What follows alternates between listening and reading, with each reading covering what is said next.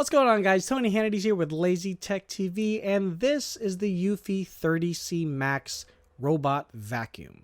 Now, we've seen robot vacuums like this before from the likes of Roomba, iRobot, and many others, but you may have not have heard of the company called Eufy.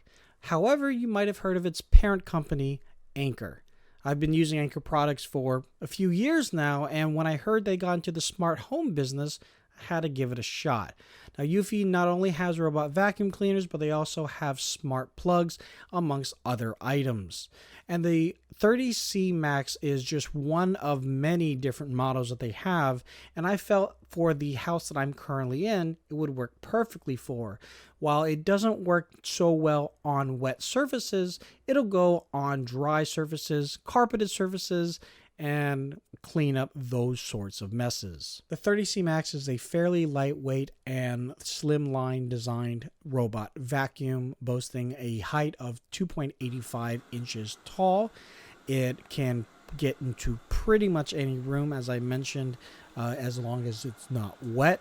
It has a fairly large range. It works off of Wi-Fi. You can control it via a controller remote control that it comes with, or, of course, it has an app. What kind of smart device wouldn't have an app these days? And it works with Alexa. So if you had an Alexa, you can say, hey, clean my room. And you can obviously set up different, what do they call that, environments or different routines, and it will clean the appropriate room. If you wanted to not go into a specific area, like maybe under your bed because you have a lot of wires, hello, that's me, a lot of charging cables going under the bed, or into the roommate's baby's room, don't want that to happen, there are these magnetic strips you can put onto the floor, and it will know by its IQ not to go in that direction. And lastly, with its 2,000 pascals of suction and Boost IQ technology, it will know when it needs to suck a little bit more than normal to get those bigger pieces, and it will do it much quicker than its predecessors. Setting up the robot was pretty easy, and it even comes with replacement parts for the air filter, the blades, well, not the blades, the sweepers, the brushes, we'll call them brushes. It comes with extra brushes, and it even comes with extra long magnetic strips that you can cut to size, and you can place them in and around your house. Generally, I used the remote because I just wanted to be able to keep an eye out on it, and I can hit any one of these buttons. You can even control the direction in which the robot will go. But if you were like me, it's like, what does that A mean? Oh God, no, don't start. It means automatic. Now, I don't know if it actually maps out the rooms and will remember the room from time to time, but in the moments that I did utilize the robots, like I said, for the past few weeks, it learned the room pretty quickly, and it remembered where the walls were. And the problem that I came across was it didn't get right up against the wall. Now, I realized why. It doesn't want to paint the chip. What? It doesn't want to chip the paint. It doesn't want to damage the actual robot. And the bristles from the brushes actually come out. They jet out from the sides of the robot, so it shouldn't have to touch the wall. The problem was it left a lot of debris by the wall. And the thing is, when you're utilizing a vacuum, we've all come to learn that when you hover over an area, you're done with that area. The thing with this vacuum, or at least this particular robot, it took quite a few passes for it to pick up even the larger pieces. It eventually did pick them up. And granted, it is something that it can run in the background. I can go and do my other chores that I have around the house, so I don't have to babysit it, which is nice. But it just has that weird feeling. You look over and you see that piece of lint on the ground, and it's still there. You go back and do your other thing, and you go back, and it's still there. You go back and you go back again, and it's finally gone. But it took like 10 minutes. One of the things I did notice was that the battery life could be a little bit better, but because of its self-charging dock, it just knows to go home as long as home is within the battery range. And that's the one thing I really did like. No matter where it was in the house, it knew how much battery it had left to get itself back to the docking station. And that was phenomenal. Like, I didn't have to touch anything. It just found it and poof, it was done. But of course, like I said, if you can't use the remote because you're not in the Wi-Fi area, you could always go to the application itself. And the app also has very much of the same functionality as the remote. You can actually tell which direction you want the robot to go. You can schedule different robot routines if you want. You can tell it to go directly to home if you just want to make sure it gets charged. Or if you're in a situation where you don't know where the robot is, there's a little find button. You click the find button and it will beep for you. There it is. Also very handy, something I just noticed right now. It tells you the battery life of the robot. Cool. Look, I grew up in a household where we had no dogs. My only pet was like a couple of fish, and we had hardwood floors. So sweeping and mopping and vacuuming was quite easy, and there wasn't a lot of nitty gritty to get into even as a child. And growing up with my two kids at my kids' mother's house, although they did have a dog for a short amount of time, there wasn't a lot of debris on the ground. But one thing that we did do was get into every single corner. And that's one thing that this robot cannot do. Why? Because it's a circle. And even with the bristles jetting out from the sides of the robot, it still can't get into those tight corners.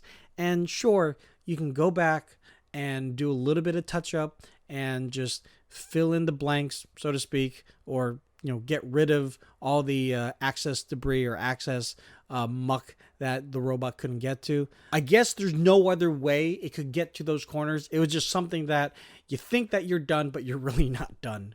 And I don't think there's any other circular robot vacuum that could get into that corner. But it's just one of those other annoyances or things that you have to just deal with and learn. The nice thing about this robot, though, although it is fairly small, the reservoir for all the dirt, all the debris, all the muck, for the size of the robot, it's not bad. It's pretty big. It's a little bit bigger, or maybe I would say it's at least 50% larger than those Red Devil hand duster things that we had back in the 90s. If you still remember mine's over there, I think. But yeah, the reservoir is a little bit bigger than that, obviously, because it doesn't have a tiny nozzle to suck up stuff. It can suck up larger items than the Red Devil just couldn't pick up. But the problem is it goes into a cabinet, or it goes into a receptacle that in order for you to empty, it's just this large flap, and it's just very dusty. So don't do it in a bedroom to empty the trash, or rather throw it out in the trash. Go outside and do it, because it gets really, really mucky, and you're kind of back to square one with all the muck dust going and flying everywhere.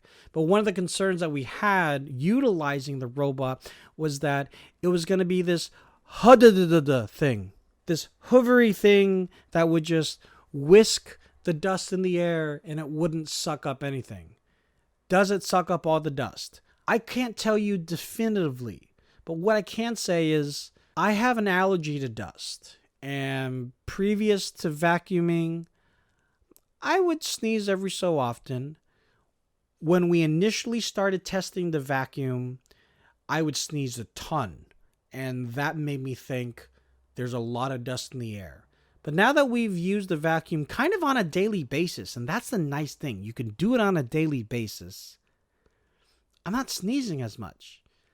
I'm sneezing because my girlfriend's cat, which is a different story. He's evil. But the dust isn't making me sneeze, which is really nice. And I think now that the carpet has maybe gotten all the excess dust out and it's brought it to the surface, and Alex, that's what we name him, Alex is actually getting rid of all that dust and putting it where it's supposed to be, I can breathe a lot cleaner now. So would I recommend this against a Roomba or an iRobot? I honestly couldn't tell you because I haven't tested those out. But my experience with the Eufy, the Max 30C, it has been, on a scale of 1 to 10, about a 6 to 7, 6.5 we'll say. It's not 100% perfect, but it is a really nice way to keep your floors clean. in the background, something that you can have it do its job during the day while you are out and about doing your work. Then you come back and it's cleaner than it was when you had left the house. And honestly, for me, a clean house gives me a clean peace of mind. And I know that sounds corny, but it's true. Oh, and of course, we had to give it googly eyes. I don't think you saw that earlier or not, but googly eyes for Alex all the way. If you guys have any questions or comments, please leave that in the comment section down below. Links, as always, can be found in the description down below. Special thanks to Eufy and Anker for sending this to me for testing. This was given to me to test, but this is not a sponsored video. If you guys want, you can also follow me on Twitter, Facebook, and Instagram, Lazy Tech TV. All the other socials and follow links can be found in the description, as well as my podcast, the Still Recording Podcast, and I stream on Mixer under Lazy Tech Tony. So, thank you very much for watching, you guys, and we'll see you in the next one. Late. Yeah, Jason. It's busy.